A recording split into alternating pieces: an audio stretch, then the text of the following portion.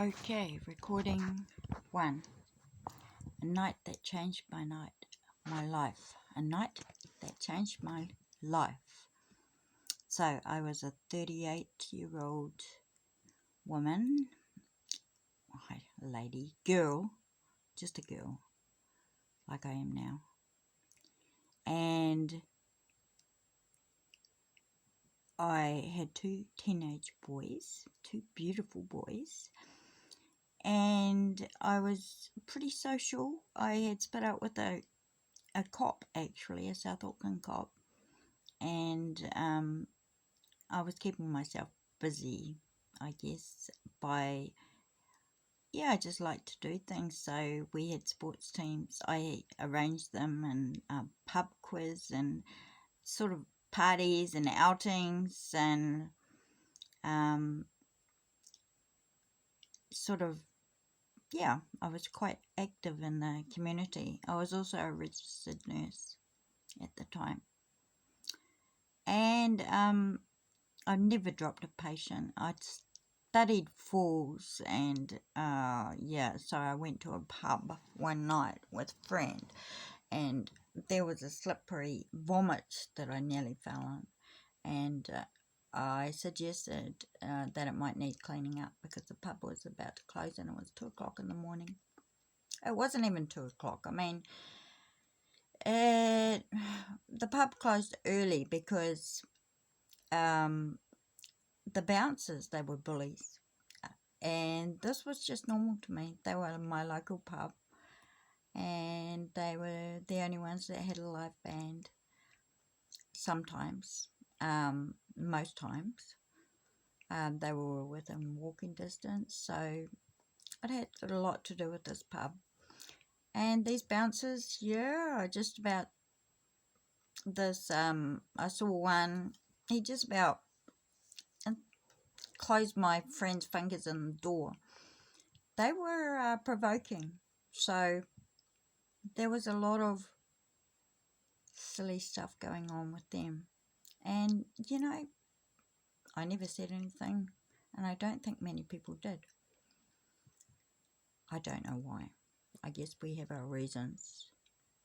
But that night, they did not like the fact that I had suggested that they cleaned the vomit up, and I hadn't even suggested that. I mean, I would have done it myself if I could. Now, they had closed early because of the fights that were going on. And it's like we all knew that the bouncers provoked people and caused the fights. But the police were giving the managers a hard time about this. So they were just giving, they had an extra reason to sort of agitate people by saying, oh, sorry, we're closed. And then they'd start pushing people around to get a reaction, which they did. And then the police came around and they arrested the people that were provoked and reacted.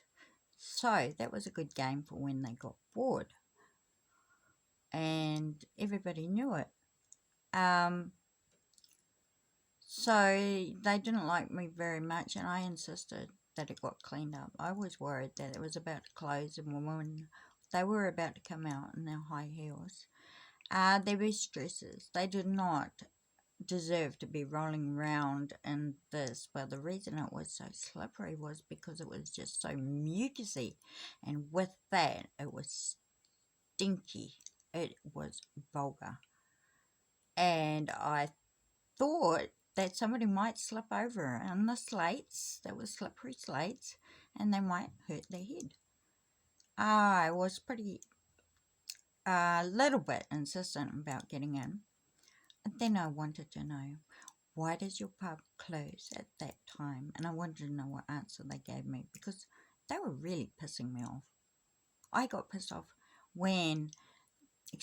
I got angry when I said to him that it was a hazard, and he just dismissed me. And he had made me angry on quite a few occasions. Instead of telling me to move to the left or the right, even if it was just to pick someone up and I was waiting outside, this guy would put his hands on me and I would just go, "Ugh," because I do not like people doing that to me, touching me, especially when it's unnecessary, and he was doing it to provoke me. I just ignored it until that night. He gave me a big shove, and he thought I was going to go down, but I hadn't been drinking, so I managed to catch myself. But my friend who was with me, he went up and he pushed him, the bouncer, which was a pretty stupid thing to do because the bouncer was a big guy and my friend was just this skinny. He was very tall but very skinny. In fact, he'd been drinking that night and his behaviour was not as good as mine, let's say. So he shouldn't have pushed the bouncer. That was silly, and he got pushed back on the road. And I wasn't impressed by either of them.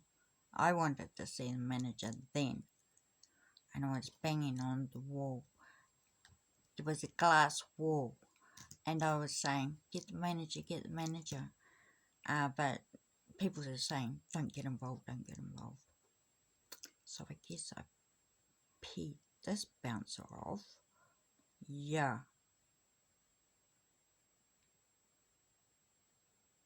Okay. I'm going to end it now. So what happened then was that I ended up telling the police on this bouncer for their behaviour. Now I've got a dry mouth, my goodness. Yeah, so the bouncer said I was a stalker, and I get called a stalker to this day, and that's 15 years later. The police started hating me because I complained about a false arrest, and it was under footage, and they hid that footage. They've been hiding the footage for 15 years. They also call me crazy, a nuisance. They arrest me. They beat me up. Not at the moment. They all have their ways. They set people on me, and they use psychiatrists as tools to hurt me more. Like, I recently got locked up in a mental hospital because a constable rang up the psychiatrist.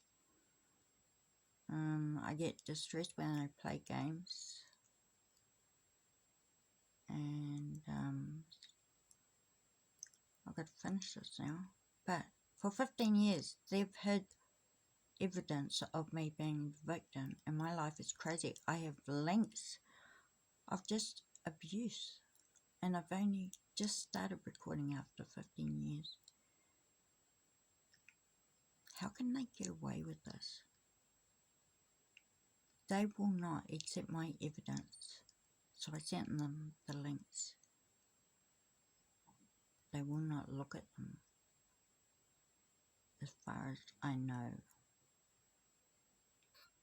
They hide the USB, and in the courts, they hide the phone calls that I need to prove I'm the victim, with me crying and being abused on them, and nobody says anything, even though it's on the disclosures that these men were on the phone to the 111, and yet these calls couldn't be found by the police. They would not release those calls, and they turned the charges round on me.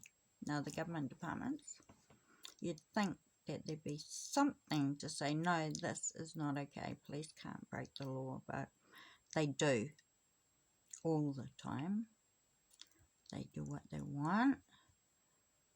They do not like me. I do not like them.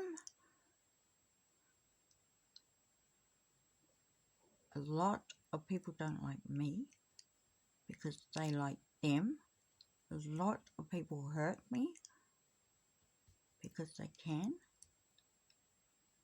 or they fear me from what the police tell them, and then the police arrest me and then they charge me. And if I'm lucky, I won't go to the psychiatrist to be injected with antipsychotics. If I complain, that's what happens if I talk. And I never know whether someone believes me or whether they're playing a game. Like, it's just a sick tradition to shoot the whistleblower, and I complained that night. And I wanted the footage, and I wanted to prove them wrong. So I'm a whistleblower, I guess. I lost everything I have, and I've been humiliated and continue to be so. And yeah, I've nearly lost my life a few times. Especially 2 times. It's documented, but nobody here will read that document. You know what happens in the cell? I got punched once across the room, and then they all jumped on me. So, this is after. Their behaviour was out of control, the police. And they lied, and they said it was me that was out of control. That's what they do in a certain area, Manukau. I hang out with other people who have been through the same situation online, and everyone I talk to, I have a lot of information. So they do have the footage running in those cells, but you know who reviews them, mate? 2 cops. And these 2 cops, they retort like they did me. I was so upset. But years later, after I made a group, an online group, I realized this is just a feeling. This horrible feeling is what it's like to be on the other side of the cops in New Zealand. So where is that footage? Well, do you see it online? They don't have body cameras, and they will monitor their own footage. Now, they can get away with anything, of course. And then the watchdog will do nothing. When I went to the watchdog, when I complained about that false arrest, I got a caseworker who was an ex-cop, an ex-thug actually, because there was articles on him describing him as practicing a sick culture. He liked to hurt people. So they are supposed to be independent, and they are not. And they do nothing. And I have been screaming to them for 15 years, stop this. But what they could do actually is just review and decide if they have no power to do anything or stop anything. And in fact, they don't have the funds to actually even look at these complaints. Yeah, we know what police complaints are like and where they go, down the shredder. If I said I was a victim of whistleblowing, would it make sense? So,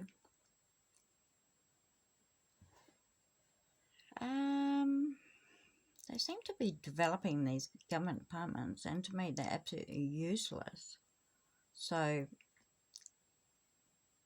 yeah, not sure what's going on there. But if I talk to a member of parliament, yeah, they're very rude because, well, they ghost me, you see. They don't reply. And why not? Is it because they think I'm crazy and they don't believe? Is it because the police, they told them, do not talk to that crazy person? She is a stalker, and you will never get rid of her. She is a pain in the ass, and she is delusional, and she is violent and crazy. And, oh, well, that's enough anyway. Oh, that's what police tell people. So I'm on the other side of that. I have to live through that. This is what people think of me. Of course, there's the odd smart person, and there's the people that get to know me before they hear that shit. Because what they're actually saying is quite the opposite. I am a good person, and I care a lot, and I was a very caring nurse, and I think I was a very good mother. And I was a good person, and I was quite well known in the community, and I was honest. So now it's not quite the same. So I think I need someone from overseas to step in, because, I've been screaming it. They cannot get away with this. They are charging me right now. The community constable, he hates me, and now put out, I was going to see if I could get along, and I decided, no way. He is just going to stand there, gaslight me, yell at me. That's what they do, the inspectors. But they harass me, the police. And I've been gang stalked by a family. And this crazy girl across the road has been assaulting me and stalking me, like online even. And I have the evidence of it. What goes on is crazy. Crazy, crazy. But I'm alive. And yeah, basically we're at that point where I'm just telling them, well, I'm still here. So, what do we do now? If I had my way, I would have a big payout. Yeah, because I have been through absolute hell.